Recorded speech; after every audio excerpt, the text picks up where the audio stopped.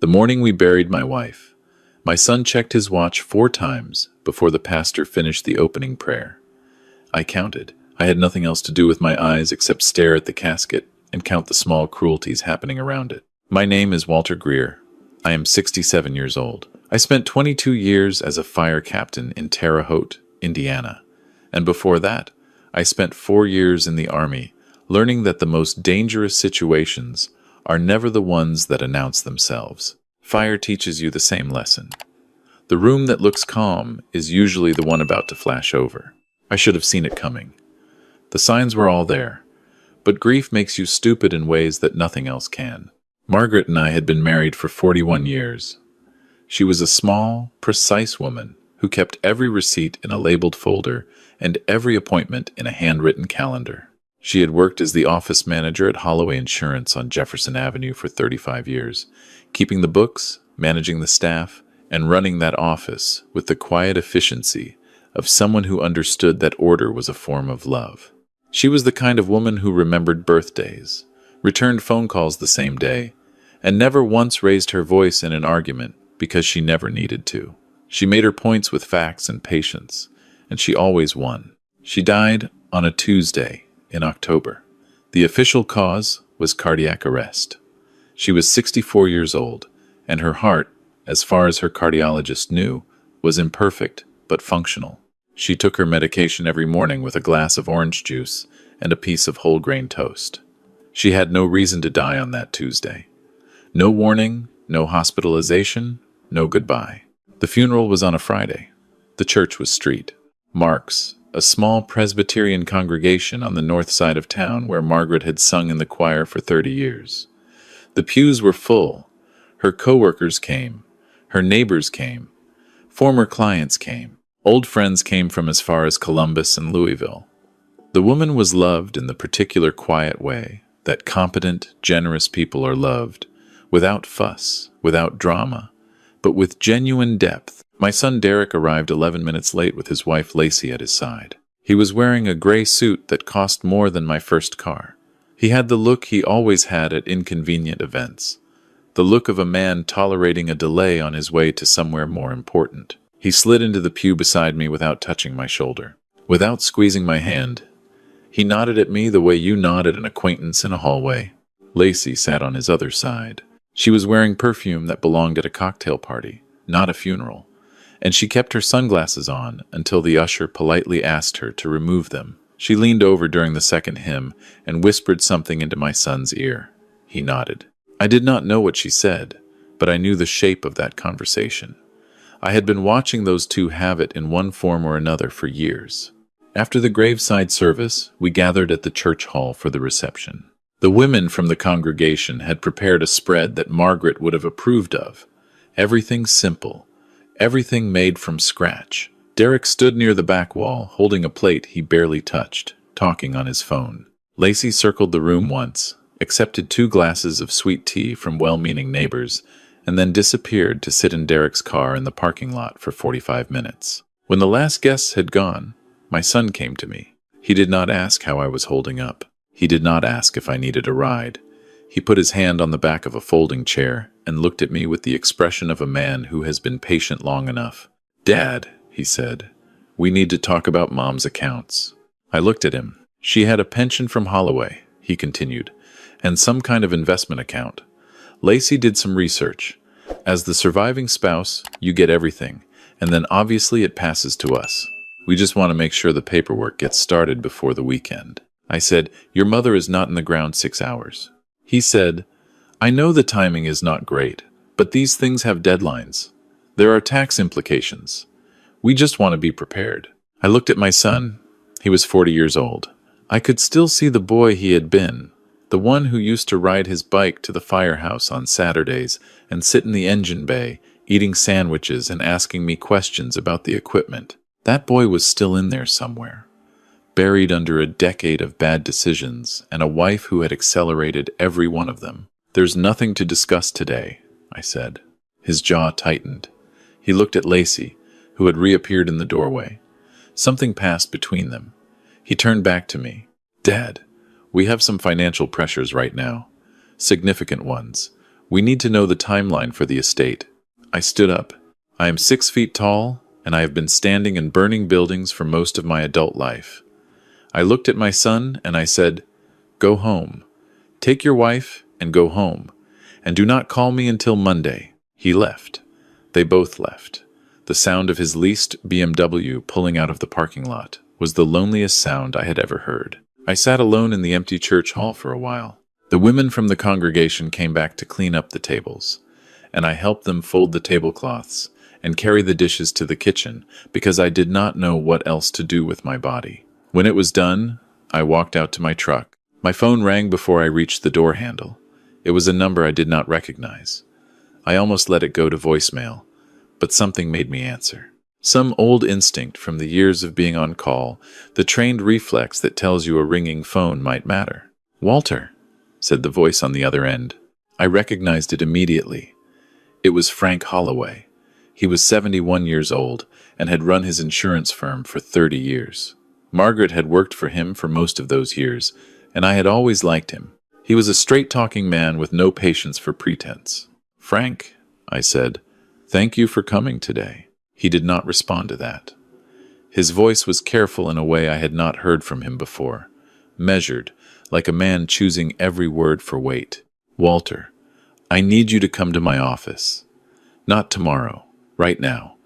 I found something in Margaret's desk when I went in this morning to collect her personal items. You need to see it before anyone else does, and I need you to understand something before you come. Do not tell your son. Do not mention this to his wife. If either of them knows you are coming to my office tonight, I genuinely do not know that you will be safe." The parking lot seemed to tilt under my feet. "Frank," I said, "what did you find?" He was quiet for a moment. He said, "I found out why your wife had been losing weight for 6 months. I found out why she stopped sleeping, and I found out what she was afraid to tell you because she was trying to protect you from it. Come now, Walter. I will explain everything when you get here." I drove to Holloway Insurance on autopilot. The streets of Terre Haute were familiar. Every intersection, every curve, the neighborhoods I had driven through for 4 decades. But the town looked different to me that evening in a way I could not name. Like a painting I had been looking at my whole life, and was only now noticing the shadows in it. Frank met me at the front door himself. He looked like a man who had not slept. He led me back through the darkened office to his private conference room and closed the door. Sitting at the conference table was a woman I did not recognize. She was in her early 50s, wearing a practical blazer and no jewelry. She introduced herself as Diane Reeves. She was a private investigator based out of Indianapolis. Margaret had hired her in April, 8 months before she died. I sat down slowly. The chair felt like it was made of something unstable. Frank pushed a manila folder across the table toward me. He said, "Margaret brought this to me in September.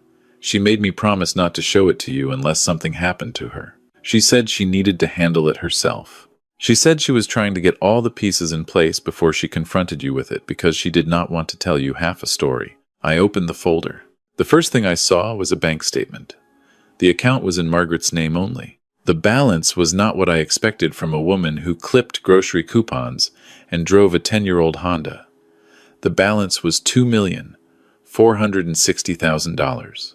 I stared at the number for a long time. Frank said, "Margaret was brilliant with money, Walter. You know she managed our books. What you did not know is that she also managed a private investment account for me for 20 years. She had an extraordinary gift for reading the market. I paid her a commission on every profitable quarter. She was modest about it. She never talked about it, but she had been quietly building that account since before Derek was in high school." Diane, the investigator, leaned forward.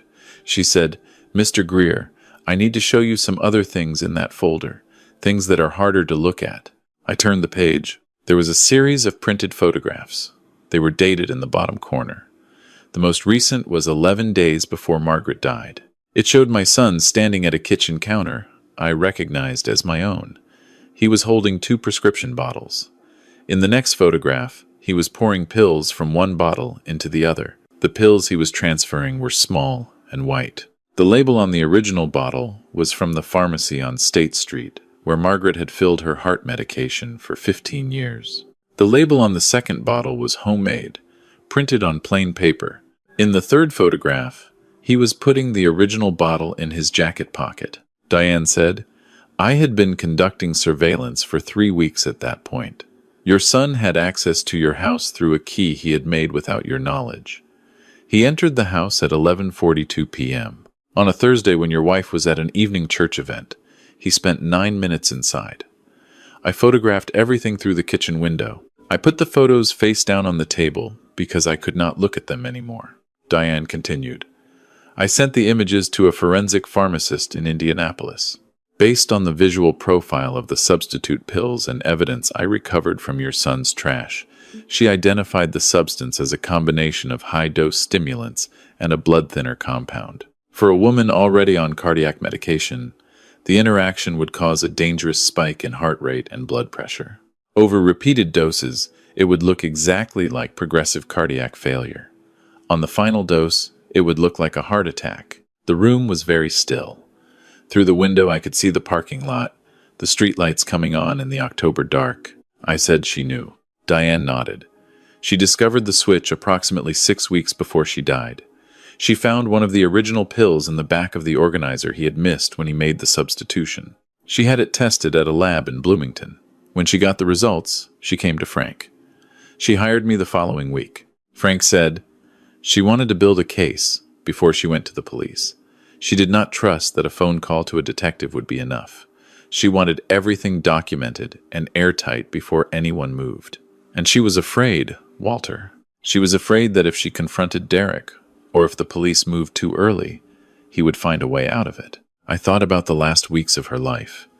The way she had been quiet at dinner, more reflective than usual. I had attributed it to her medication, to fatigue, to the ordinary melancholy of a woman in her mid-60s watching the years go behind her.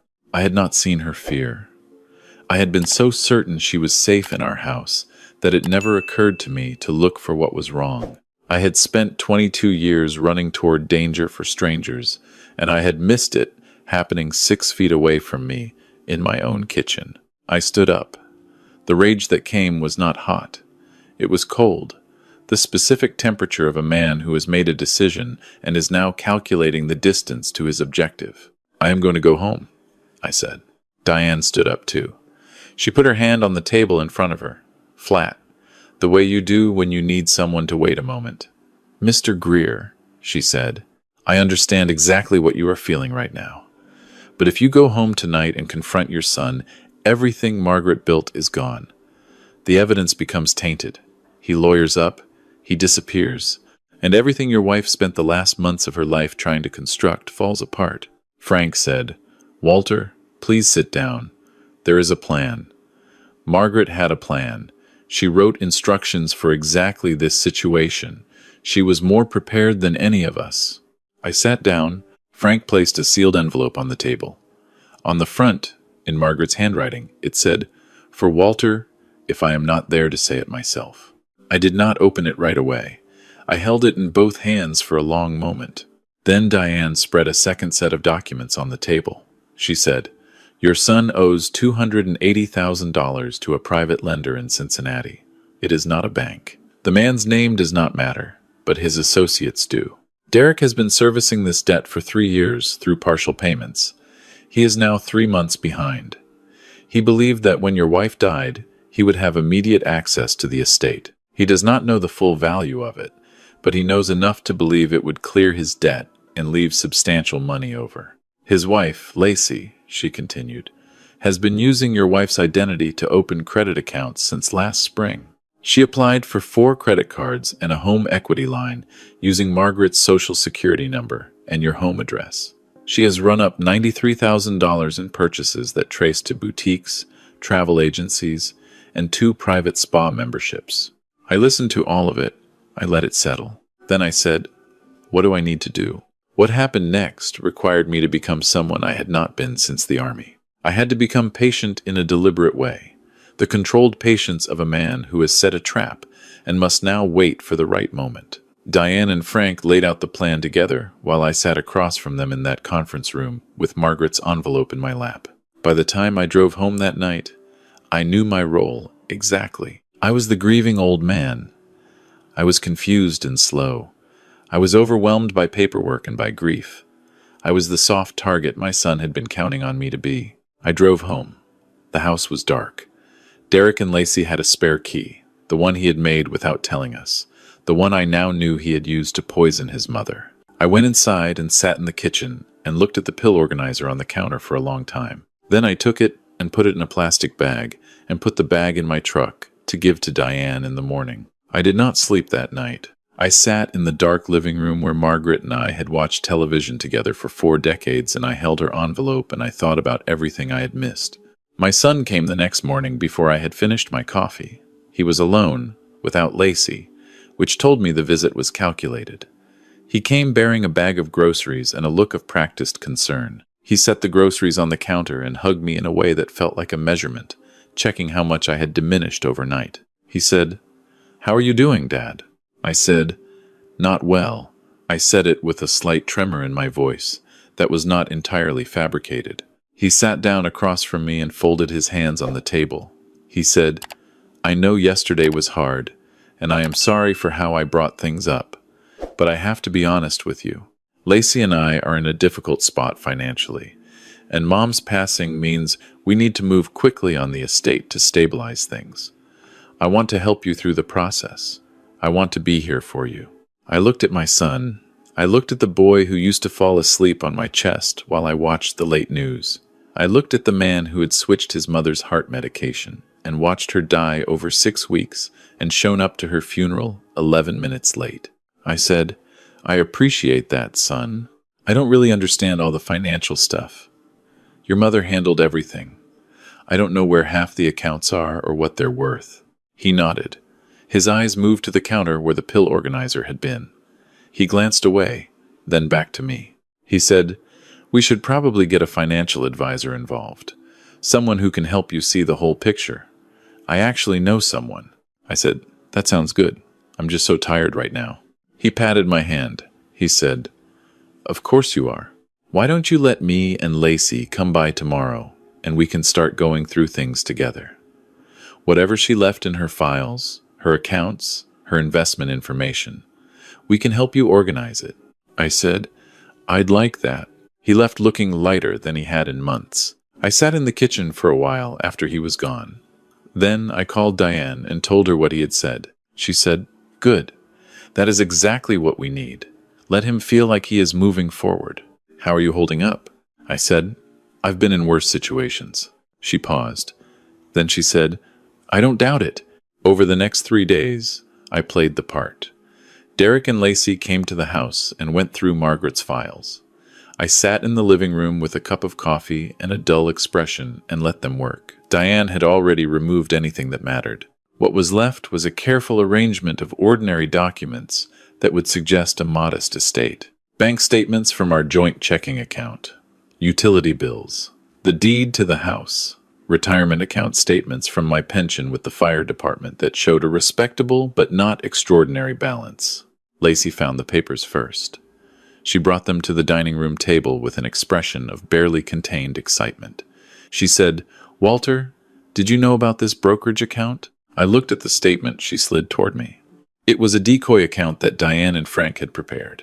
The balance was $112,000, roughly what a careful woman on a modest salary might have saved over decades. I said, "I think that's her retirement fund from the insurance company." Lacey looked at Derek. Derek looked at the statement. 112,000 was not what he needed, but it was a start, and I could see him telling himself it was only the beginning, that there had to be more. He said, "Dad, I think you should give me power of attorney.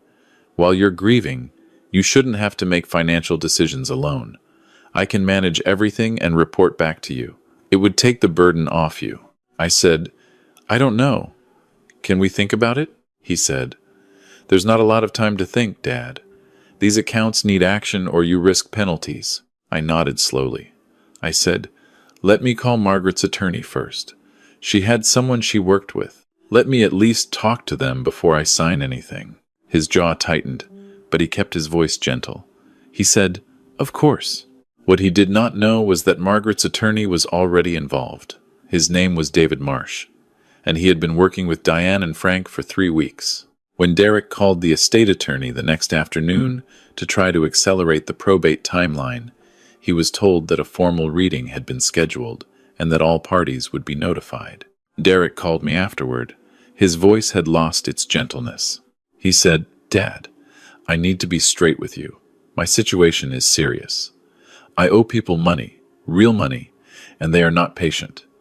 I need access to the estate before the formal probate timeline. I need you to tell the attorney that I have your permission to act on your behalf." I said, "Son, I don't understand all of this. I just want to do whatever Margaret would have wanted." He was quiet for a moment. Then he said, "Margaret would have wanted to take care of her family. That's all we're asking." I said I would think about it. I hung up and sat in the kitchen and thought about my wife and about what it must have taken to keep moving through her days while she knew what was coming. The courage of that. The particular kind of love it takes to protect someone from a truth that will destroy them while still trying to build a way through it. The formal reading of the will was scheduled for 11 days after the funeral. David Marsh handled it in his conference room downtown. Derek and Lacey were there, sitting together with the air of people who have been waiting a long time for a flight and are ready to get to wherever they are going. Marsh read through the standard language first. He was a deliberate man with no expression to speak of. The kind of face that lawyers cultivate over decades of delivering news that goes in every possible direction. He said, "The estate of Margaret Louise Greer, including all investment accounts, retirement assets, and real property, totals approximately $2,480,000. Lacey made a sound. Derek went still the way people do when a large number confirms what they had only hoped. Marsh continued, "Per the terms of the will, as executed by Mrs. Greer, 18 months prior to her death, the estate is distributed as follows. To my son, Derek Allen Greer, I leave $1, acknowledging his presence as my child and my deliberate choice in this matter. To my daughter-in-law, Lacey Ann Greer, I leave nothing, as her actions have forfeited any claim to my generosity. The entirety of the remaining estate, including all assets, investments, and real property, is bequeathed to my husband, Walter James Greer, to be administered at his sole discretion." The room was silent for several seconds. Then Derek said, "That can't be right." Marsh looked up from the document. Derek said, "She would not have done that. She wouldn't have left me $1. There must be a more recent document. She was not of sound mind when she wrote this. She was being influenced." Marsh said, "The will was drafted and signed with full legal formality 18 months ago, witnessed by 2 independent parties, and has been verified by this office. There is no subsequent document." Lacey turned to Derek. Her face was doing something complicated. The calculation in her eyes was almost mechanical, like watching a clock reset. Derek turned to me. He was not performing anymore. The careful concern was gone, and what was underneath it was not grief, and it was not love. It was the expression of a man looking at something he believes he is owed and finding it locked away from him. He said, "Dad, I need to talk to you privately." Marsh said, "There is additional correspondence from Mrs. Greer that I am required to read aloud as part of the proceeding." He picked up a separate letter. He said, "This is a personal statement addressed to all parties present, prepared by Margaret Greer and witnessed on the same date as the will." He began to read. "To my son Derek and to my daughter-in-law Lacey, I have watched the two of you take for most of a decade. I watched you borrow money that was never repaid. I watched you manufacture emergencies designed to redirect our savings toward your priorities. I watched Lacey use my name and my credit to fund a life that has nothing to do with her actual means. I documented all of it. I watched something else, too. I watched the person I raised become someone I do not recognize. I do not know at what point ambition became contempt, or when financial pressure became something more deliberate. I know what you did, Derek. I know because I found the evidence and I had it verified. I know because I spent the last months of my life afraid in my own home while I tried to find a way to protect your father from the truth of what you had become. I want you to understand that I am not writing this from anger. I am writing it from clarity. I loved you for 40 years with every capacity I had. That love does not transfer into obligation. It does not survive being used as a weapon. The dollar I am leaving you is not cruelty. It is honesty. It is the precise measure of what you chose to make yourself worth. To Walter, my love, I am sorry I did not tell you sooner. I was trying to protect you, and I handled it wrong. You were always the bravest person I knew. I needed you to be brave one more time. Marsh set the letter down. Lacey was already on her feet. She said something sharp and indistinct and walked out of the conference room. Derek sat very still. He looked at the table. He looked like a man watching a building he thought was his collapse quietly and completely in front of him. Then he looked at me. He said, "You knew. You knew this whole time, and you said nothing." I said, "Your mother built that estate over 35 years. She got up at 6 in the morning for 35 years, and she kept books for a man who trusted her, and she did it with a precision and a discipline that you never once acknowledged. That money is hers. That letter is hers. The dollar is hers." He stood up. His hands were shaking, not from sadness. He said, "I will contest this. I will have a judge look at her mental state. I will have every document in this room examined." David Marsh said, "Mr. Greer, I would advise you to speak with your own attorney before making any decisions." He said it the way men say things when they know the next sentence will change the temperature of the room. He reached into a folder and produced a second set of documents. He said, "I am also required to inform you that the Terre Haute Police Department has been provided with a complete evidentiary package compiled over the previous 8 months by licensed private investigator Diane Reeves. That package includes photographic evidence, laboratory analysis of pharmaceutical materials, and recorded statements. The package was submitted this morning by my office as part of a coordinated filing." Derek looked at the documents. Marsh said, "You will also want to be aware that a detective from the Vigo County Sheriff's Office is currently waiting outside this building to speak with you. Given the seriousness of the charges under consideration, I strongly recommend you contact legal counsel immediately." The sound my son made was not a word. It was something that started in his chest and died before it reached his mouth. What came after that took months, but the shape of it was clear from that room. The toxicology examination, which I authorized, along with the medical examiner, confirmed the presence of the compound Diane's pharmacist had identified in Margaret's system. The evidence chain was unbroken. The photographs were dated and geolocated. The laboratory results matched the residue from the substitute pills recovered from the trash outside our house. Derek's own phone records placed him inside the house on 4 separate occasions in the 6 weeks before Margaret died. Lacey negotiated a plea agreement in exchange for her full cooperation and testimony. She had not known the full scope of what Derek was doing, though her knowledge of his intent had become clear to her before the end. In her statement, she said he had told her the medication switch was just to slow Margaret down, to make her seem less capable, easier to manage. She said she had not believed it would kill her. She said she had not asked questions because she had not wanted to know the answers. The prosecutor found her account persuasive enough to reduce her charges. She received a sentence of 18 months and full restitution for the identity theft. Derek went to trial. I sat in the gallery on the first day, and I did not go back after that. Not because I could not face it, but because Margaret had not built her life to be a courtroom spectacle, and I did not want to give it that shape. Diane kept me informed. Frank drove me to dinner twice a week and did not bring it up unless I did. Derek was convicted of second-degree murder, criminal recklessness, and financial fraud. The sentence was 32 years. He would be 61 years old before he was eligible for parole in the most optimistic interpretation of the timeline. On the day the verdict was read, I was sitting on the back porch of my house, watching the October light go flat across the yard. Margaret had planted a rose garden along the back fence 20 years ago. It needed to be put to bed for the winter. The canes cut back, the beds mulched. She had always done it herself. I made a note to ask the neighbor's kid if he wanted to earn some extra money. Frank came by that evening. He brought a bottle of bourbon that was older than either of our children and 2 glasses that Margaret had received as a wedding gift and that I had always been afraid to use for anything less than an occasion. He poured 2 glasses and set one in front of me. He said, "The jury came back in 4 hours." I said, "I know. Diane called me. He said, "How do you feel?" I said, "I feel like a man who found out his house has been on fire for months and is now standing in what's left of it trying to figure out if the structure is sound." Frank looked at his glass.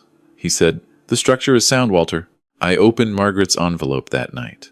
I had been carrying it for 2 weeks by then, through the reading of the will and the days that followed, carrying it in the inside pocket of my jacket wherever I went. I sat at the kitchen table under the light that Margaret had chosen at a garage sale 15 years ago, the one with the blue glass shade that she liked because it made everything look warmer. Her handwriting was unhurried. She had written this knowing she might not be alive when I read it, and she had written it the way she did everything, with care and without waste. She wrote that she had been afraid to tell me because she knew what I would do. She knew I would stop being careful. She wrote that she had spent 41 years watching me walk into burning buildings, and she had come to understand that my courage was also my liability, that I would rather face a danger directly than work around it, and that working around it was what this required. She wrote that she was sorry for the months when she had been distant and quiet. She wrote that she had been doing the hardest thing she had ever done, which was pretending that everything was ordinary while she built the case that would outlast her if she did not survive to see it used. She wrote that she hoped I was not angry at her for keeping it from me. She wrote that she trusted me to understand eventually. She wrote, "You are the steadiest person I have ever known. The world is better with you in it than without you, and I made every decision I made with that fact at the center of it. I needed you alive. I needed you to be there on the other side of this. Everything I built so that you could stand on solid ground when the storm passed." I sat at the kitchen table for a long time after I finished reading. 3 months after the verdict, I sold the house. Not because I had to, and not because the memories were unbearable, though some of them were. I sold it because Margaret had spent her whole life making other people's spaces work, and she deserved to be remembered in a way that moved forward rather than stood still.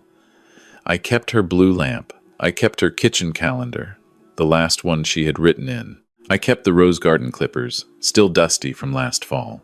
I moved into a smaller place on the east side of town, a bungalow with a porch and a manageable yard, and a neighborhood that reminded me of where we had started out in our 20s. I learned, slowly, to cook more than 3 things. I called Frank on Thursdays. I called Diane once a month to check in on the foundation. The Margaret Greer Financial Safety Foundation was incorporated 4 months after the trial. David Marsh handled the paperwork. The purpose of the foundation was specific: to provide free legal consultation, investigative support, and emergency financial protection to elderly people who had reason to believe their assets or safety were at risk from family members, to pay for forensic accountants when a bank account didn't add up, to fund the kind of documentation Diane had built for Margaret, for people who could not afford to build it themselves. In the first year, the foundation handled 11 cases across Indiana and Ohio. In 3 of those cases, criminal charges were filed. In 2, the charges resulted in convictions. Margaret had known what she was doing when she kept those books. She had always known what she was doing. On her birthday in March, the first one she was not present for, I drove out to the cemetery in the morning before the wind came up. The grave marker was in place, her name and dates, and the small phrase she had chosen herself years ago when we had joked darkly about such things. The phrase she had said she wanted because it was accurate. She had said, "I want mine to say she did the work." That is what it says. She did the work. I stood there for a while in the quiet. The sky was the particular pale blue that March gets in Indiana, the color of a beginning rather than an ending. A cardinal was somewhere in the bare trees to the south. I could hear it but not see it. I talked to her the way I always had, without formality and without performance. I told her about the foundation. I told her about the bungalow and the porch. I told her I had finally fixed the leak in the truck that she had been telling me to fix for 2 years. I told her that Frank was teaching me to play chess, badly, and that he was being more patient about it than she ever would have been. I told her that I understood why she did what she did, and that I did not hold any of it against her. Not the secrecy, not the months of distance, not the long, quiet evenings when she was carrying something I could not see. I told her that I was still standing, which was what she had needed me to do. The cardinal called again, closer this time. I looked up and found it sitting on a branch at eye level, 20 feet away, bright red against the gray bark, small and certain and utterly indifferent to the cold. I drove home. I made coffee. I sat on the porch with a legal pad and worked through the notes for the Foundation's quarterly report. The world does not pause for grief. It keeps moving in every direction at once, and the only real question is whether you move with it or stay behind. Margaret had understood that better than anyone I had ever known. She had planned for the future with the same meticulous care she had brought to everything she touched, and she had trusted me to inhabit that future on behalf of both of us. I intended to earn that trust every day I had left. If you are watching this, and something in this story feels familiar, if you recognize the shape of it in your own family, or in the family of someone you love, I want you to know one thing: silence protects the wrong people. The documentation my wife built in the last months of her life is what put her son in prison. The records she kept, the investigator she hired, the attorney she trusted, those things were the difference between justice and nothing. Take care of your paperwork. Trust the people who have earned it, and do not mistake loyalty for obligation or love for liability. Those are not the same things, and confusing them is how the wrong people win. Hit the like button if you believe justice was served. And tell me in the comments, would you have left the dollar or nothing at all?